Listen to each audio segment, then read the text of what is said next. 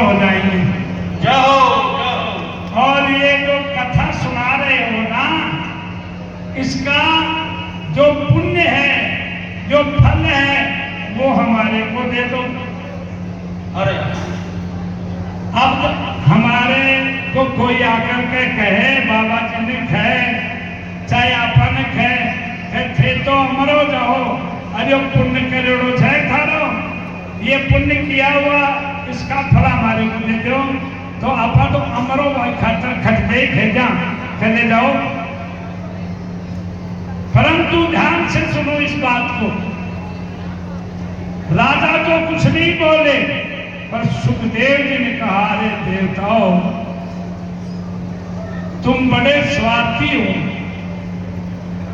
अच्छा, इस कथा का फल जो होता है सुनने का, ये तो मैं तुम्हारे को दे दूं और अमृत राजा को पिला दूं। तुम हाँ बोले महाराज, ये धर्मात्मा राजा कई करोड़ वर्ष अमृत अमर हो जाएंगे, कई क्या युगों युगों तक इनका नाश नहीं होगा। अरे धर्मात्मा राजा राज करेंगे, इससे बड़ी बात क्या होगी। तो सुखदेव जी को हंसी आई, बोले इस अमृत के लिए देवासुर संग्राम हुआ, देवताओं में और राक्षसों दैत्यों में लड़ाई हुई, उस रोज तो ये राक्षस मर गए और देवताओं को भगवान ने अमृत खिला दिया, अमर हो गए। और गरुड़ जी के साथ लड़ाई हुई, 14 बार अमृत मंथन हुआ 14 मनवंतरों में। तब तक आज तक इस दुनिया में कोई एक बात नहीं कही कि अमृत आप पी लो और हमारे को कथा का फल दे दो। पर सुनो देवताओ, आज एक राजा परीक्षित को अमर कराने के लिए मैं आपको ये कथा का फल दे दूंगा, तो दुनिया में भगवान के नाम की कथा कहीं भी होगी, उसका फल तो तुम्हारे को मिल जाएगा। तुम कभी कभी किसी को, दूसरे लोगों को अमर नहीं करोगे।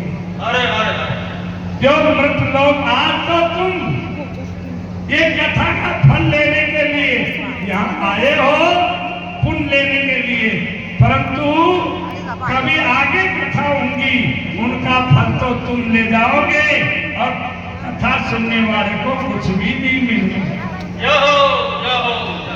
सुखदेव जी ने फटकार दिया, मूर्ख देवताओं, एक कांच के मूल्य में और तुम्हारे को मणि दे दूं, जाओ।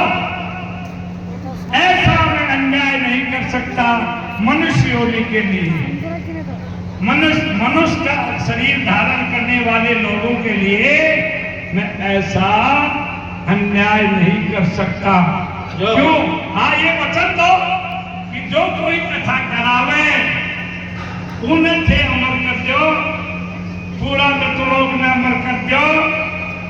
आप कोई कथा कराओ उसको अमर कर दो, फिर ले जाओ फल।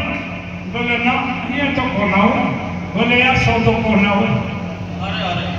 तो प्रिय भक्तों, सत्संग वो अमृत है, कथा वो अमृत है, गुरु पर्व वो अमृत है, जो संसार से क्या है, जो पार कर देता है।